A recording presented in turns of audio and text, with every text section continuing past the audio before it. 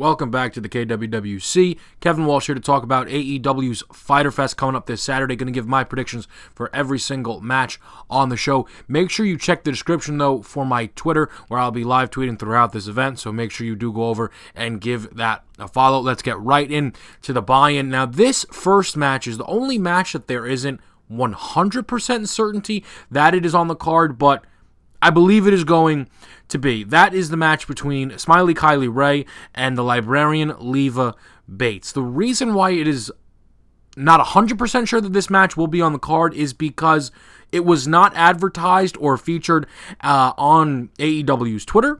It was not talked about on Being the Elite or any of the Road 2 episodes. And even on AEW's official website, when you go through the details for the show and it shows you the entire card, it's not there.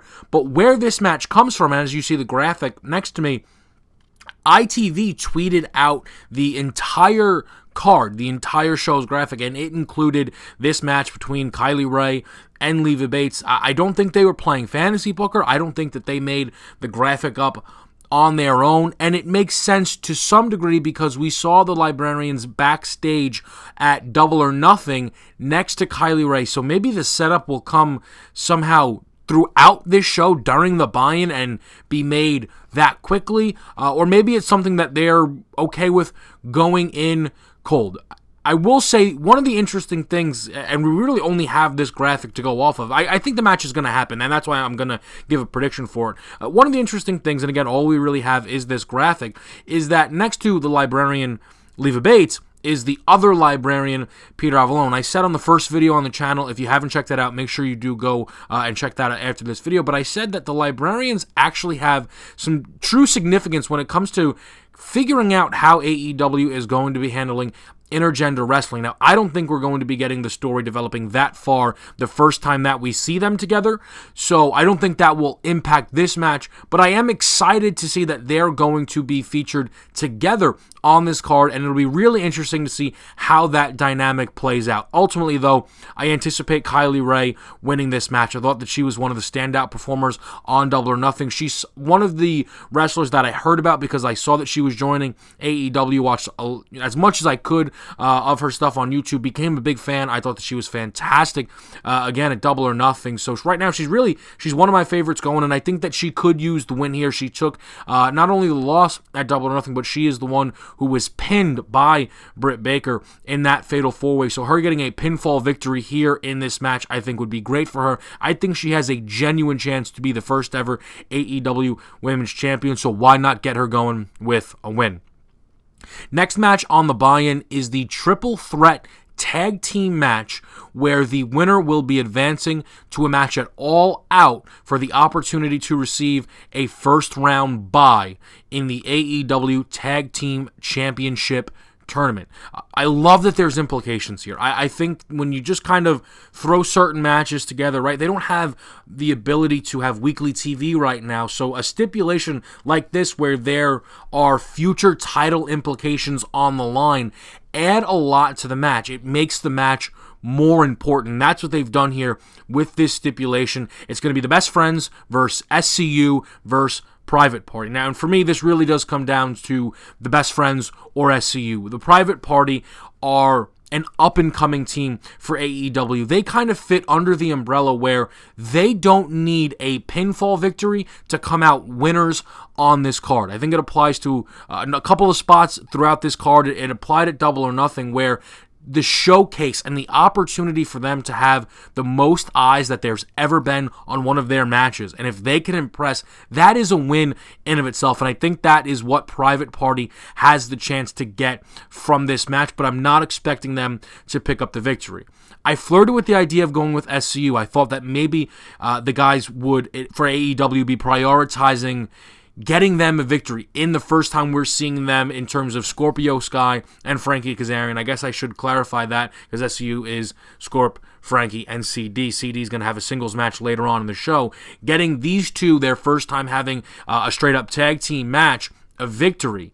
But ultimately, I'm going to go with Best Friends here. The opportunity to have them be 2-0, I think, is something that they should get behind. You don't want to do it's not 50-50 booking, right? Because it's not like they're beating a team and then losing to the team next week. But don't be scared to get behind a team, to commit to a team. And the Best Friends are going to be one of the top tag teams for AEW. So why not establish them as potential favorites for the AEW World Tag Team Championships right out the gate? They got a big-time win at Double or Nothing. They get the chance here then to move on to All Out for a big-time tag match, which has, again, the major implications for the tournament. I say get behind Best Friends. When you have these multi-man matches, it's incredibly beneficial because you have the opportunity for a team to not win, but also not take the pinfall. And that's good, but you don't want to lean on it too much. I say get behind the Best Friends. I think that is what they're going to do here. I also think there could be a larger story at play with a loss for SU. We'll get into that more when we talk about Christopher Daniels' match. The final match that'll be happening on the buy-in is a hardcore match between the owner of CEO, Alex Jabali, against Michael Nakazawa. Now, usually, when you have a wrestler in Michael Nakazawa against a non-wrestler in Alex Jabali, it's pretty simple. Take the wrestler. For example, at All In, when Christopher Daniels wrestled Stephen Amell, Stephen Amell being an actor, Christopher Daniels being a wrestler, they went with the wrestler. That makes sense. Go with the guy that has the credibility, that has been doing this for years and years. But there's actually two things that maybe will stop me from going for the wrestler. First of all, Alex Jabali is not as completely foreign to a wrestling ring as I'm sure a lot of us thought when we saw, for those who've watched the Road 2 series, they showed that Alex Jabali has actually been training for a little bit now. He was supposed to have a match on a CEO show last year that Kenny Omega was running in partnership with New Japan when he was still on the roster. He ended up getting injured and wasn't able to do that. He's now been training again for this match, so this is actually something that he's kind of been working towards for well over a year. So that in of itself for me gives him more credibility than I initially thought. The second thing here, and the bigger thing truly,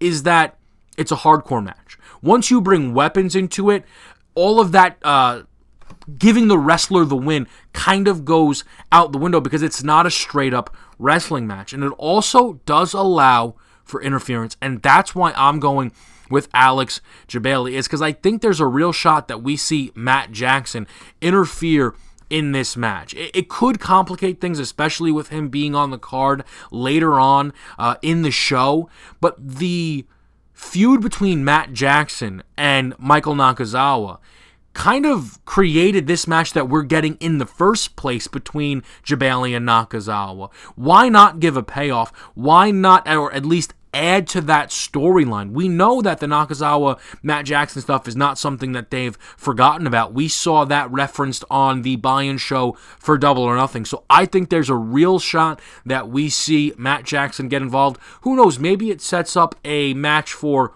next year's CEO show if they keep it going, where Matt Jackson teams with Alex Jabali against Michael Nakazawa and Kenny Omega. Maybe that could be something that they're thinking about way down the road. But I think the opportunity to continue the story between Matt and Nakazawa and get Jabali the win, I think is one that they're going to go for, and I think Alex Jabali gets the win to close out the buy-in. We now move on to the main card, and they have it on AEW's website, what looks to be in order, so I'm going to go based off that for how it looks like the card is going to be playing out. So it looks like the first match will be the women's triple threat match between Nyla Rose, Riho, and Yuka Sakazaki. I am incredibly excited for this match. I will say, though, it certainly does have a wrestler who is going to be the heavy favorite, and that's Nyla Rose, and I think that's the case here for a number of matches on this card where there is a clear heavy favorite. But what I will say is,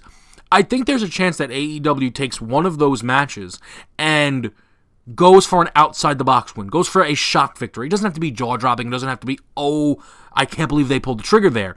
The company isn't old enough to have that type of reaction, but just something where they don't go with what seems like the most obvious answer on the table. And I think that is what we're going to see here. And the reason is twofold. First of all, I'm going to be picking Riho to win this match. I think they have the opportunity to capitalize on the momentum that she picked up from Double or Nothing. I thought that she was incredibly impressive in the 6-woman tag match that took place between the Yoshi wrestlers. And I really do believe that it is a good way to integrate the Joshi wrestlers into the AEW roster. So as of right now, the only woman who competed in that 6-woman tag match that's actually on the roster is Hikaru Shida. Riho, though, seems like someone, as well as Yuka Sakazaki, that could end up being on the roster. So getting them wins, boosting their profile is beneficial, but it's also a good way to show that they are more than just an outside talent that you're borrowing and that you actually have real plans for them. The match that they had at Double or Nothing was incredible. It featured what they bring to the table so well, but they were all wrestling one another. This is the first time where we're now going to see, the women that were placed in that 6-woman tag match versus someone that was in the Fatal 4-Way match with Nyla Rose, Riho, and Yuka Sakazaki. I think the opportunity to legitimize the women from that Yoshi match is something that they have here, and that's why I'm going to go with Riho for the win. Another reason, though, is I actually think you have then the opportunity to tell a really nice story for Nyla Rose. I mentioned having the multi-man, or in this case, multi-woman matches, and not leaning too much on someone losing but not being pinned, but I think it works really, really well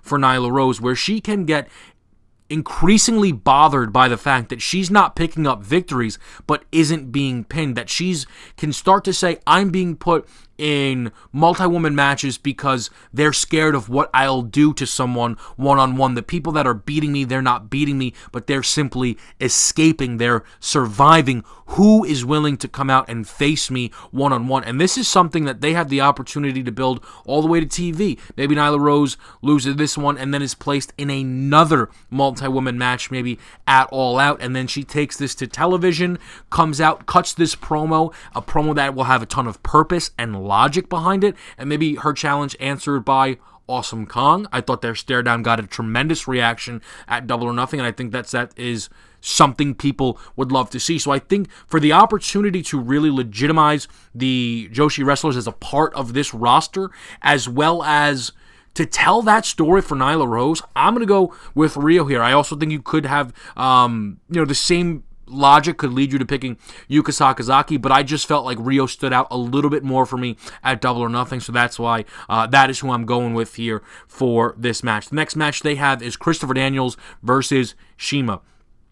I am so excited for this match. I felt that the 6-man tag that kicked off the night between the Strong Hearts and SCU it's almost underhyped. It received 4 stars from Dave Meltzer. Everyone loved the match, but there was, for so many different reasons, there were so many other things within the card that was really talked about that sometimes maybe we forget about that match, and it was the perfect way to kick off the main card. You now take 2 of the stars from that match and have them face off here, and I think it is fantastic. My pick, though, is really simple logic. Shima is already booked to wrestle Kenny Omega at Fight for the Fallen.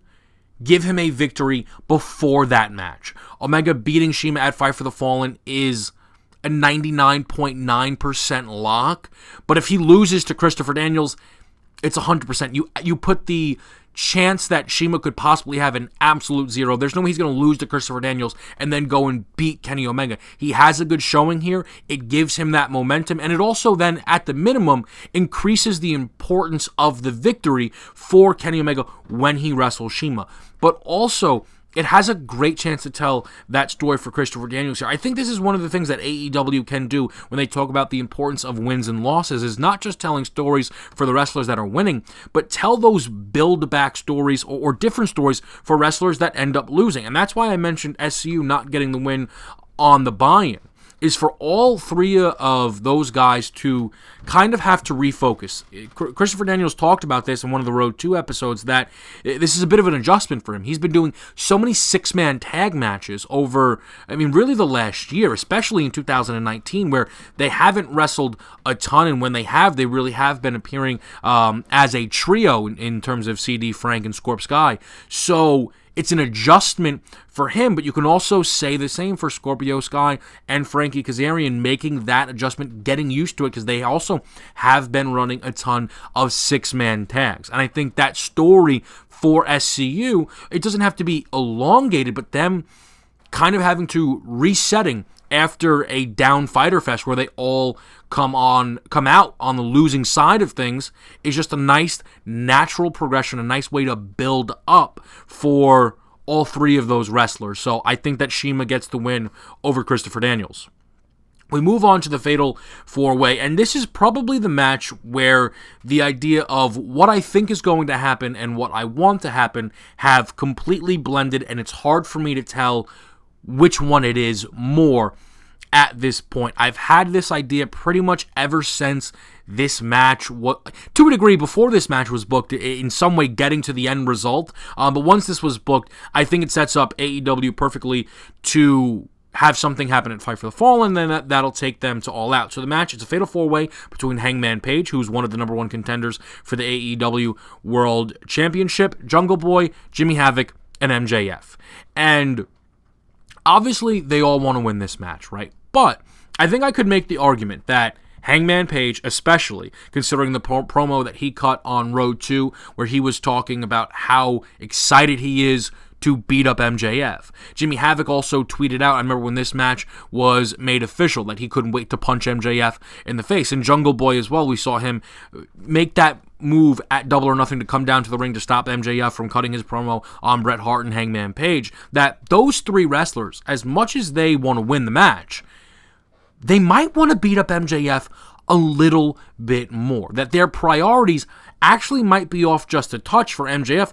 All he's trying to do is win a match, and by any means necessary. So those three losing focus, especially Hangman Page, while MJF is able to, in a sneaky fashion, a coward fashion, a heel fashion, come in and steal a victory, I think is absolutely perfect. I have MJF winning this match. The reason why I talk about down the line and why I've kind of been fantasy booking this match in my head is it really plays perfectly then for a match at Fight for the Fallen between Hangman Page and MJF. MJF is trying to get Page to put his number one contender spot on the line. He'll now have a little bit more legitimacy to do that with a victory here, and Hangman Page is going to be so furious, we'll be seeing red, that he might even beat MJF to the punch and put it on the line on his own to have that match at Fight for the Fallen. I don't think Page will lose it, but it adds another layer to it. That's what I'm talking about with matches having purpose. They're not just... It's okay to have exhibitions, but when you have those stipulations where things are on the line, they mean something. That's why the world title match goes on last. That way it means so much. When you're fighting for something like that, it means a ton. So that's the direction I hope they go. It's also the direction that I do think they're going to go, and I'm expecting MJF to win this Fatal 4-Way. We move on now to Cody versus Darby Allin, and this match I talked about with the Nyla Rose, right? The opportunity for AEW to have maybe that shock victory. This might be the spot. It probably sounds crazy, and I'll tell you right now, I'm picking Cody to win this match. But I think there is a real shot that Darby Allin comes away and takes this match, and I'll tell you why. And it's the story of this match is that there is no story to this match. It's that they're just having this feature wrestling match where both of their end goal is to come away with their hands raised. There's really nothing deeper behind it, and that's a big change for Cody, and he's talked about that. You think about the match, obviously, with Dustin at Double or Nothing and all of the layers there that led to fans in the audience literally crying throughout the match. Like, not just at the end, not just at the beginning, throughout the match, crying tears. But it's not just that. If you think about a lot of the stuff that Cody's done, the rivalry that he had with Kenny Omega had so many implications, and there were so many layers of emotion throughout that feud. Even when he was wrestling Juice Robinson for the IWGP United States Championship with New Japan, there was this undertone that Cody was furious at the idea of people comparing Juice Robinson to his father, Dusty, because of their promo abilities.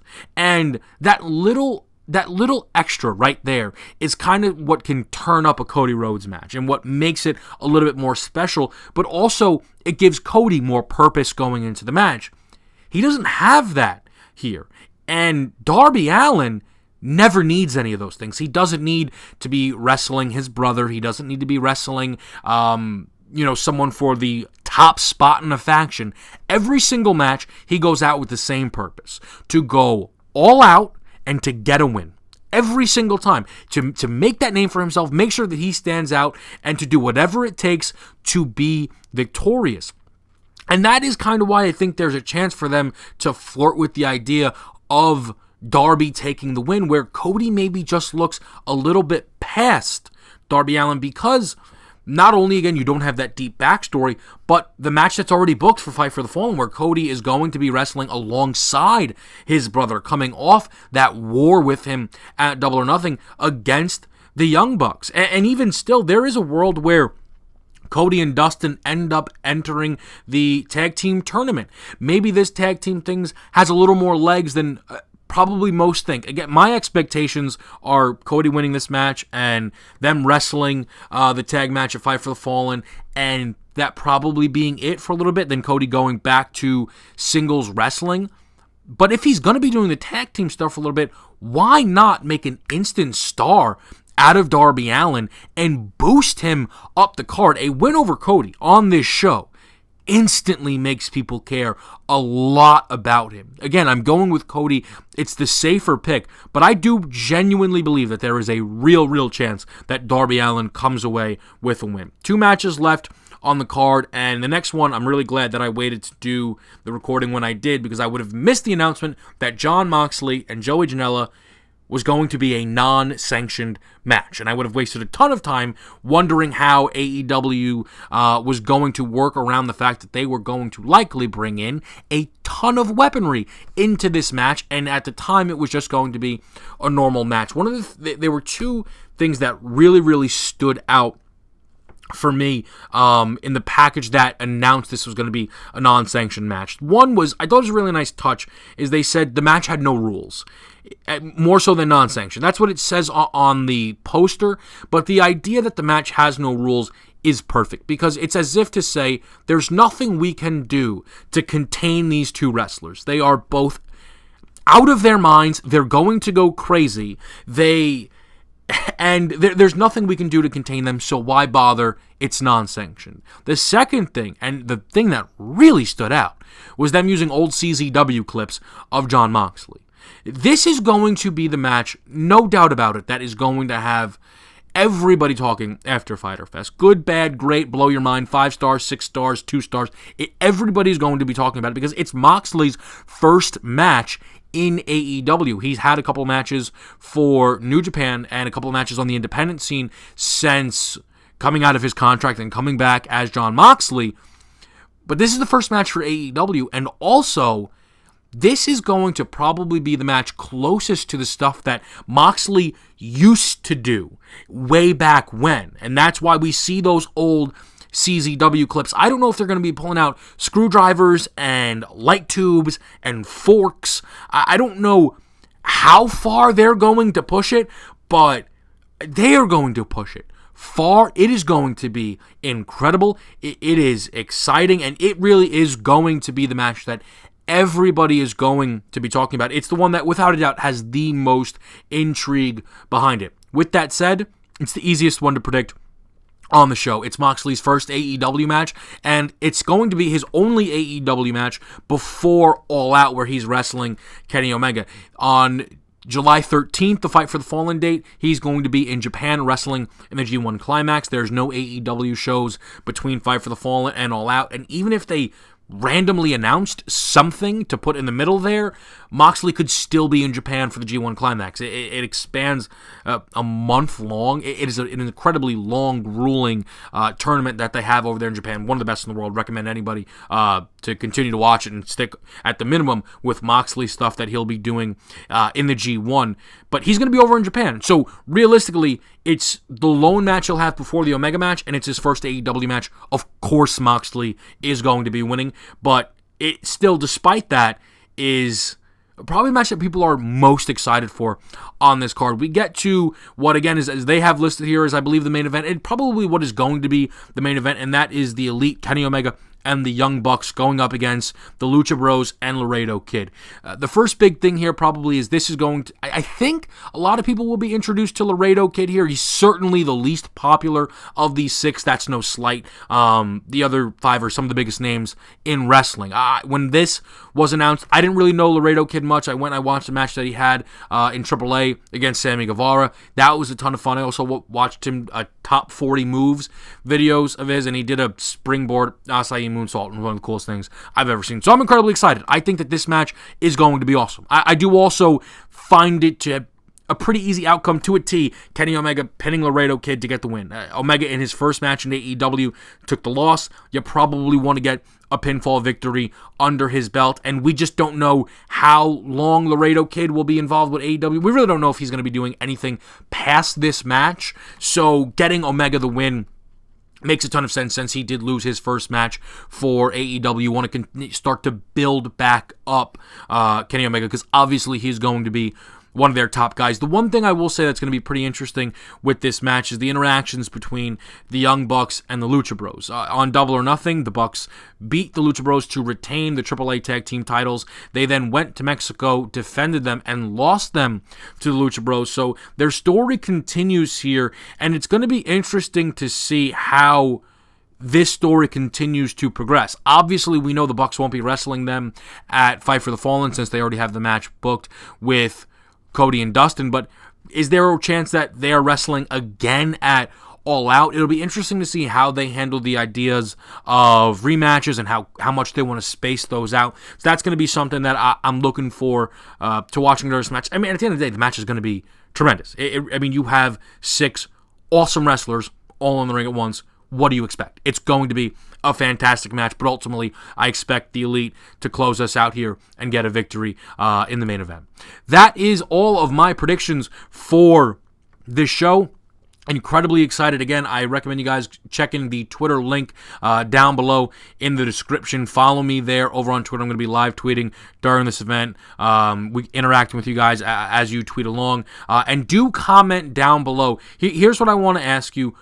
Who is the wrestler that people aren't talking, or even the tag team that people aren't talking enough about coming into the show that everybody will be talking about coming out of? That is something that applied to Double or Nothing. I would probably give that to Luchasaurus, I would say, coming out of Double or Nothing. So who's going to be the Luchasaurus coming out of Fyter Fest? Comment that down below. Make sure you guys subscribe to the channel. Thank you so much for stopping by, and I'll see you next time.